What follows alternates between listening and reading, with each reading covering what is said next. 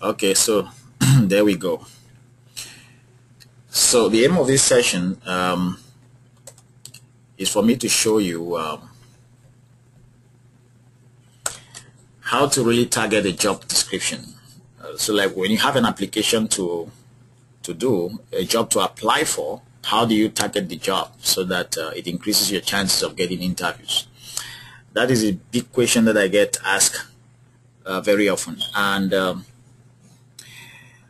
targeting an application so that it gets you a job interview, it's very critical. In fact, there are certain things that if you don't know exactly what to do before applying for a job, that's where you blow it up.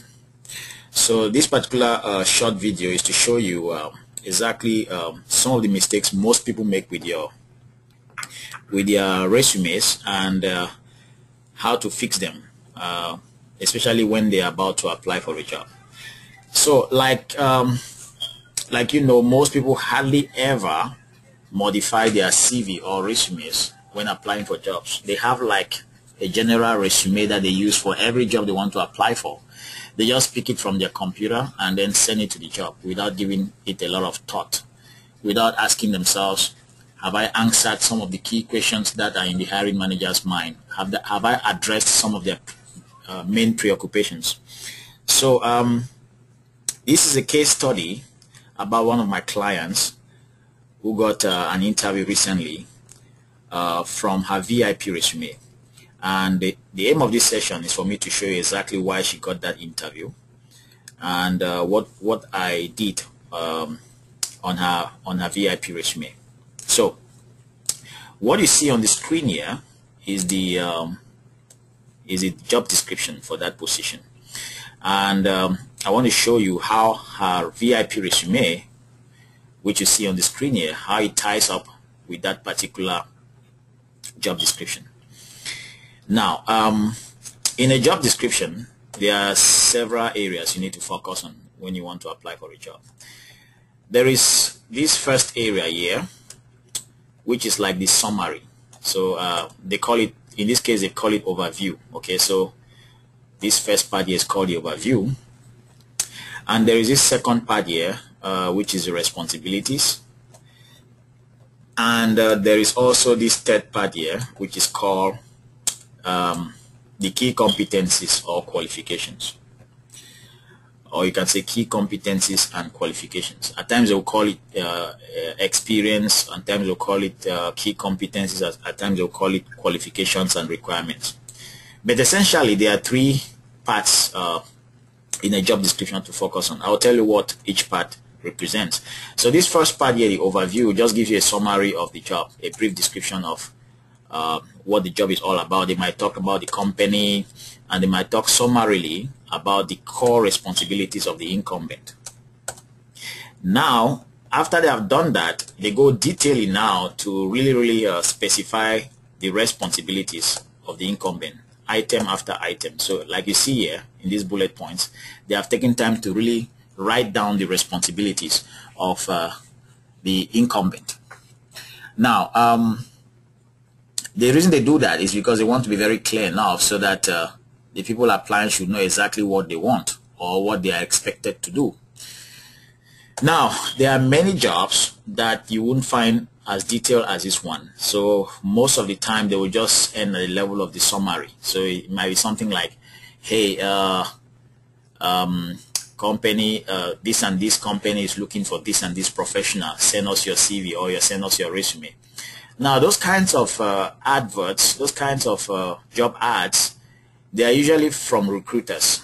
And those recruiters, they just want, not every recruiter, some recruiters take the pain to really define what they want, but most of the time when you see such a thing, it's either from a recruiter or from a non-professional recruiter who does not really take time to specify exactly what they want. And I'll advise you to stay away from those kind of jobs, because you probably will waste your time.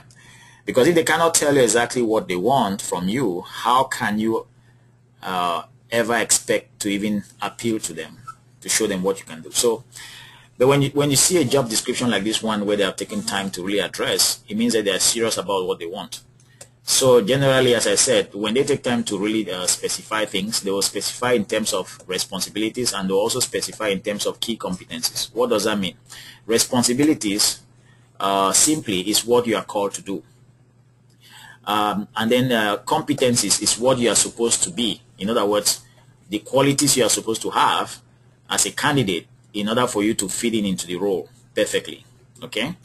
So so in this particular case, instead of calling it key competencies, they have called it about you.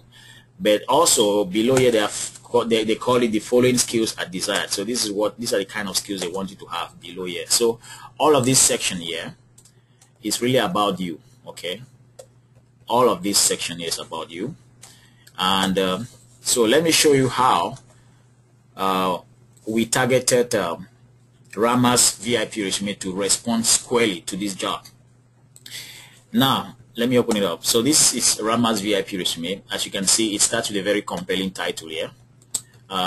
It says, 4 reasons why Rama is most probably the kind of senior program analyst you are looking to hire for USAC. Now, why do we use USAC here? Because we are speaking to the particular job description. So USAC is the name of the company. Or you can say USAC. I'm pronouncing that in French. So USAC is the name of the company. Okay. So yeah. So 4 reasons why Rama is most probably the kind of senior program analyst you're looking to hire for USAC. So that's very compelling as a headline or an opening phrase, because it captures the hiring manager's attention. It tells them that we are speaking to you.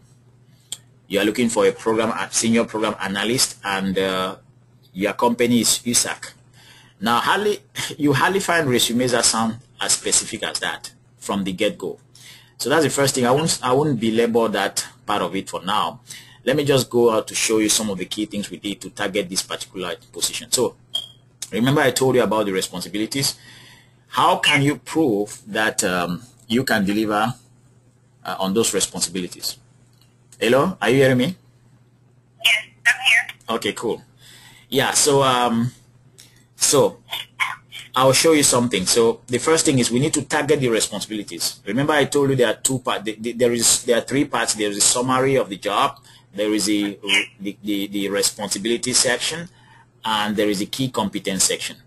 So we need to target these 2 most important parts, the responsibilities and the key competencies. So let me show you how we target them. So the first thing you see here, it says result getting skill number 1, able to ensure compliance with FCC telecom rules and regulations, including the administration of Universal Service Fund. Okay, so this is what you see here is actually one of the responsibilities that has been rephrased. So let me show you where it's coming from the job description. So as we go ahead, I'll be highlighting areas that we've touched on the job description. So it says, the first one says, ensure compliance with FCC telecom rules. So let me show you where it's coming from. So this is it. Ensure compliance with FCC rules, including lifeline reform and other regulations. Okay. And then will assist in managing low-income recertification process, collection and analysis of FCC Form 555, as well as assist in ad hoc and quarterly reporting. So that's the first thing. I've just highlighted it. Okay, so as we go ahead, I'll be highlighting this job description so that the volume of highlighted space, or the area of highlighted space, will tell you how targeted this job was really done, how targeted this VIP resume was really done. So if we find ourselves highlighting most of the job description, it tells you to what degree you've targeted it. Does that make sense? Yeah. Okay, so so that's the first part. So you can see those very words here: ensure compliance with FCC telecom rules and regulations, including the administration of Universal Fund, including managing the lifeline recertification process, collection and analysis of FCC Form 555, as well as assist in ad hoc and quarterly reporting. So okay, yeah, so that is the same phrase, even though it's not exactly the same phrase, but most of the words are found there. The words that have changed a little bit is FCC Telecom rules. So instead of FCC rules, we talk about FCC Telecom rules, because actually they are FCC rules specific to telecommunication industry. Now, that's the first thing. What's the second thing? Let me show you something else. So I want to first of all show you how we targeted the responsibilities first, and then I will show you how we targeted the other part, which is the key competencies. Now, look at this other one here, this other subheading here. Result getting skill number 2, able to manage and support USAC's lifeline recertification process, including outreach to telecommunications companies, state public utility commission, and USAC's recertification contractor. Okay, let me show you where that is on the job description. Manage and support USAC's lifeline recertification process. This is here. Able to manage and support USAC's lifeline recertification process. You seen that? Yes, I do. Okay, that is the first part, so I'll highlight it. Okay. Including outreach to telecommunication companies. Where is it? Including outreach to telecommunication companies. That is it there. So we'll highlight that also. Okay. Yeah.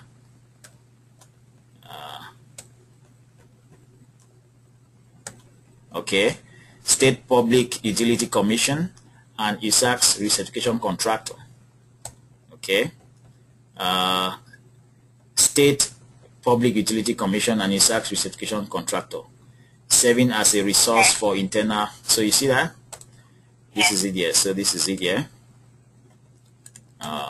So you see, most of the time, even if they pass this VIP resume in an automatic resume scanner, as they do most of the time, when they have so many applications, they will pass them through an automated process that pre-selects resumes before taking them to the next phase.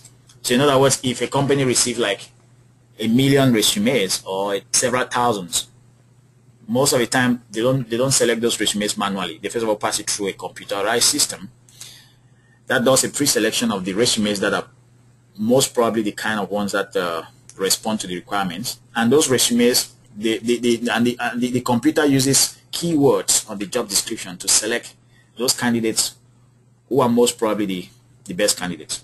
Okay. Okay. So by using the same keywords that are used on the job description, you stand a better chance to be selected, even if it's a computerized process. But most people don't do that. Okay. So and you have to do it intelligently anyway.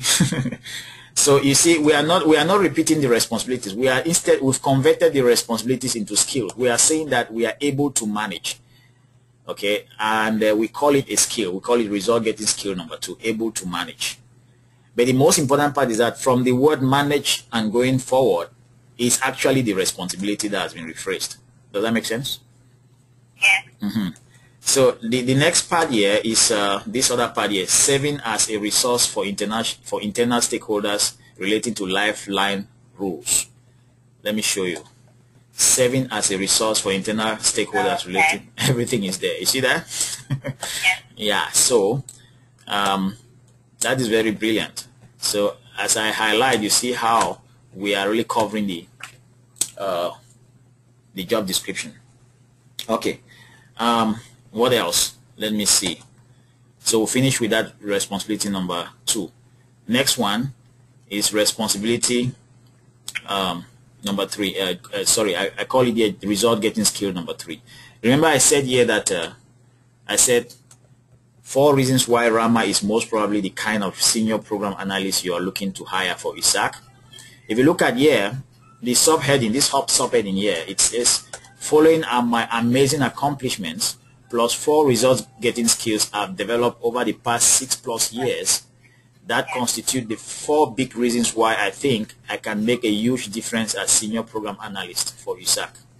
Okay. Yeah. So I'm talking about the 4 big reasons, and at the same time I'm saying that the 4 result getting skills are they make up the 4 big reasons I think you should hire me. So the first result getting skill is this one. and it says able to ensure blah blah blah.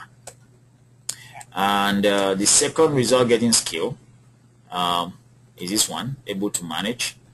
And then the third one is able to assist. So assist in business analysis related to ad hoc quarterly reports, provide training to team members. So let's see whether that one has been covered also. We've already seen somewhere that you have to manage and support the collection analysis of FCC Form 555. So that one has already been covered in this first area here. Remember? Yes. It's just being repeated here. So I'll still highlight it. Assist in business analysis related to ad hoc and quarterly reports. So that one, this is it here. Assist in business analysis related to ad hoc and quarterly reports. So that one too has been covered. Okay. Next, let's see. It goes provide training to team members related to new or proposed processes. You see that? This is it here. This is it here. Providing training to team members related to new and proposed processes. Okay. Yep. And then where none exist or propose processes and develop new business processes where none exist. I'll show you where it comes from. So developing new business processes where none exist. That's it here. Okay. Okay. So everything has been covered in terms of responsibilities. You see that? Yes. So we've targeted the responsibilities. The next thing we need to target is the key competencies. The key competencies is this section below here. Okay. Yeah. So how do you demonstrate that you have a key competence? I'll show you how most people do it in the wrong way, and I'll show you the right way to do it. Like in this particular case, how we did it.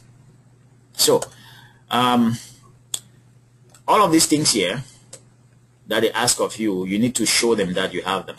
So for example, they say you have 5 to 7 years of experience performing duties similar to those outlined above. You possess a bachelor's degree from an accredited college or university, preferably marketing, finance, legal, accounting, technology, blah blah blah.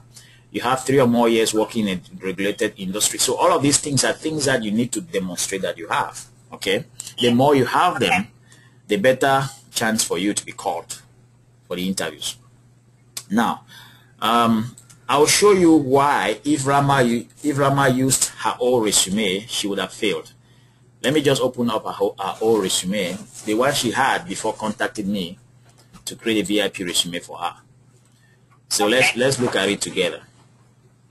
So look at her old resume and see how it fell short of really targeting the job. Now, as you can see, this resume was developed. It wasn't developed for that particular job. So as you can see, it talks about nothing that concerns the responsibilities that were mentioned on the job. Okay. Yeah. So there is no way in this resume there where you can see some of the key responsibilities outlined clearly. Okay. So in other words,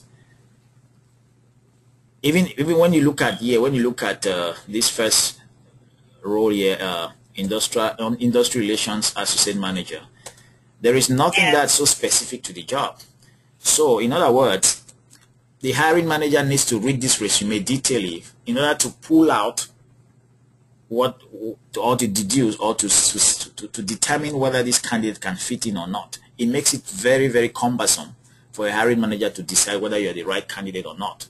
Meanwhile, the VIP resume tells them in a flash, okay, that hey, this guy knows our requirements. So like these things here are put in red so that one can hardly miss it. Okay. The main responsibilities that are in red, so that and red on a white background is such that one can hardly miss those subheadings. Okay. Yeah.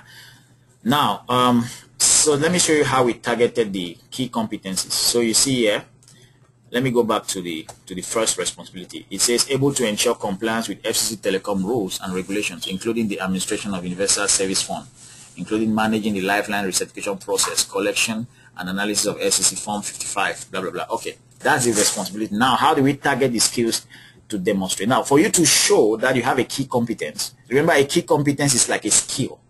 The easiest way to show somebody that you have a skill is to show them how you use that skill to accomplish a certain action.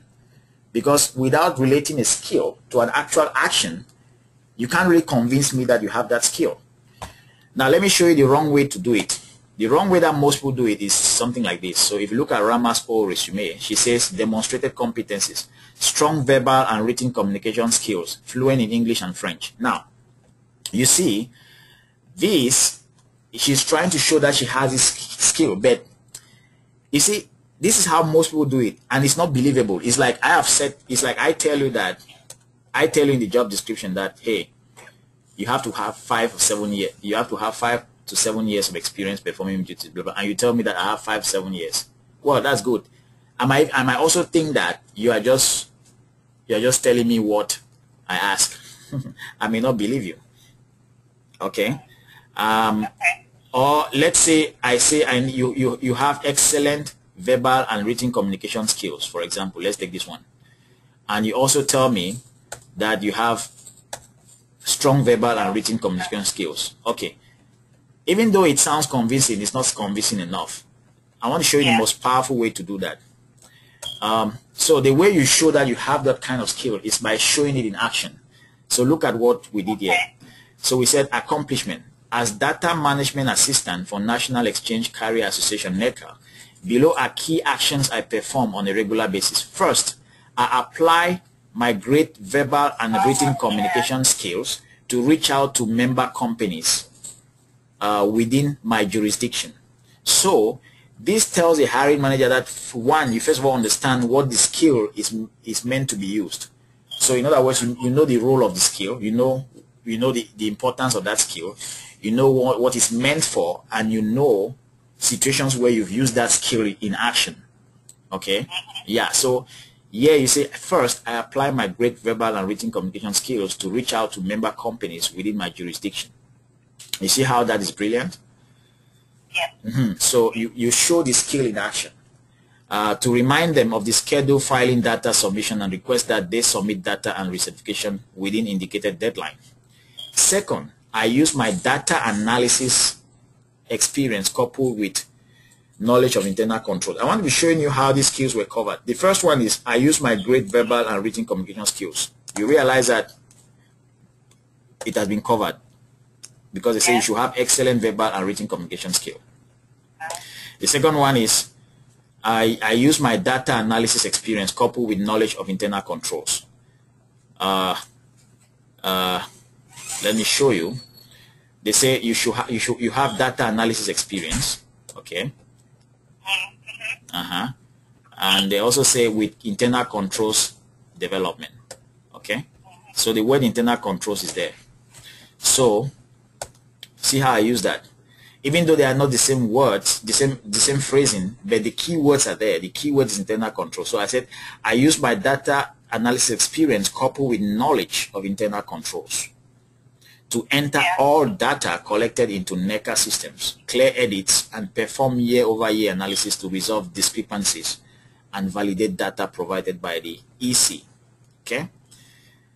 So you are now showing the hiring manager how you actually put those same skills to work for your past employers. That is very convincing because now it doesn't only show them that you understand the role of those skills. You actually have those skills and you've actually used those skills. Does that make sense? Yes, it does.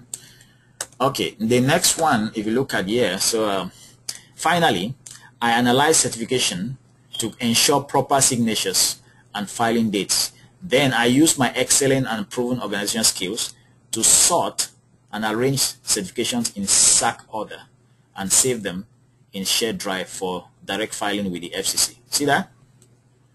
Yes. So excellent and proven organizational skills is also another skill that was required. Let me show you where it is. Where is it?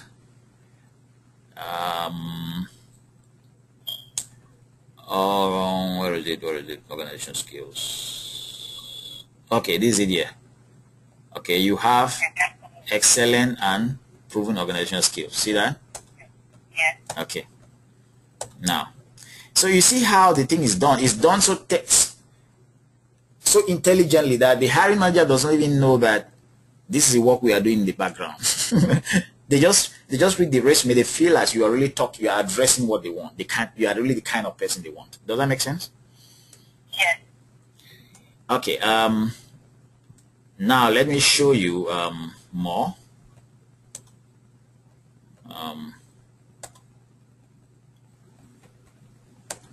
So next, results. Now I won't read all of the resume because that would take us a lot of time, but I just want to show you that this thing was really properly targeted. Okay. Okay. Let me show you another area here. So another thing we did here was to actually ask for the interview. So if you look at somewhere, it says, I look forward to the interviews to reveal further details on how I use my extensive knowledge of Microsoft Excel to develop an Excel workbook that's currently being used as an internal control tool.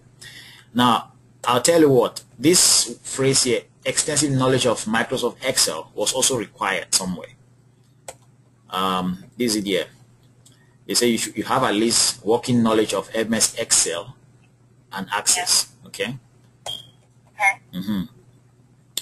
So, and what we did here is also very powerful because we create curiosity. When you say, I look forward to the interviews to reveal further details on something, you are creating curiosity and at the same time asking for the interviews. It means that you have something to say that is of importance. Okay? Okay. So I look forward to the interviews to reveal further details on how I did something, how I use my extensive knowledge of Microsoft Excel to do something. I look forward to the interviews to tell you how I put this skill of Microsoft Excel to work. Okay. So I'm saying that I have this skill, but I won't tell you exactly how I did it on this resume at this point, but I'll give you more details. So in other words, there are some skills that you reveal exactly what you did on the resume, and there are some that you hold the information, you conceal the information just to create curiosity in the hiring manager's mind for them to invite you for an interview. And that's very powerful. And where it gets even more powerful is that we even use negative things. So for example, I also look forward to the interviews to reveal a big mistake I made during the 2014 mid-year local rate flood data collection and the valuable lesson I learned from it. You see how powerful that is? Hardly any candidate ever promised that they would tell an interviewer or a hiring manager about a mistake they made. Okay? So, this is badass stuff. Okay. Pardon? That's something that I would think to put up in there. Yeah. Yeah. So this is another one here. I look forward to the interviews to reveal further details on how I use my background in compliance. Now, they say you should have background in compliance also. Let me show you. They say background in compliance. You see that? Yeah. So we don't use words carelessly. Words are carefully chosen. Okay. Okay. Let me show you something else. How I put my financial reconciliation skills to work in reconciling journal, blah blah blah. That's another skill there. Okay. Okay, this is the other one here. They say, okay, as assistant manager for National Exchange Career Association, below are key actions I perform. First, I use my experience in public speaking to train a total of 9 region employees. Let me show you why we use that particular phrasing. They said, you have experience with public speaking or conducting public training seminars. You see that? So it answers that part. Okay. You see that? Yes. Second, I applied my experience in developing procedures and policies. See that? To create desktop procedures outlining step-by-step process on how to operate the new MS Access-based settlement system. Okay. My experience in developing policies and procedures. They require that also. you have experience developing policies and procedures. See that? Yes. Okay. Okay, so I use my experience developing policies and procedures to create desktop procedures, outlining step-by-step process on. So it feels very natural. So it's done so intelligently that the hiring manager does not even know that we are targeting their job description so carefully. Okay. So I applied my experience in developing policies and procedures to create desktop procedures, outlining step-by-step process on how to operate the new MS Access-based settlement system. Now, this is why we call it MS Access-based, because they said you should have knowledge in Excel or Access. They said you should have at least working knowledge of MS Excel or MS Access. So that's why in this other area here, we had to touch that word Access. Make sense? Yes. So even though they were put together in the same phrase in the job description, we separated them apart. So it feels very natural. Okay? They don't even know that we are really doing a serious job of targeting here. Now, you may be asking that, okay, Sylvester, how do you come about doing this? How do you make it so natural? Well, there is a process I take you through. I call it the gold digging questionnaire. There is a questionnaire that helps you to target a job description in this way, in this very natural and very effective way. When you answer the questions on that questionnaire, you are indirectly bringing your skills, showing how you can use your skills. Okay, so though there are 6 questions, I wouldn't go about that in this particular video. I'll reserve that for a future video. I just wanted to show you how targeted Rama's VIP resume was and why she got the job. And if you're interested in this topic, then you can click on the link below this video and ask for more details about my program that can help you, show you exactly how to target applications like this before applying. In the next couple of days, I'll also be releasing more information on this topic. So I would like you to watch your email. Watch your email as in the next couple of days, because I'll be talking some more on this particular topic. But I hope this video was really an eye-opener to you, to show you some of the mistakes you may be making with your current resume, and why, if you really want to increase your chances of getting an interview, why you really need to be on target. That was the aim of this video. Okay. Yeah. So thank you for watching. Thank you.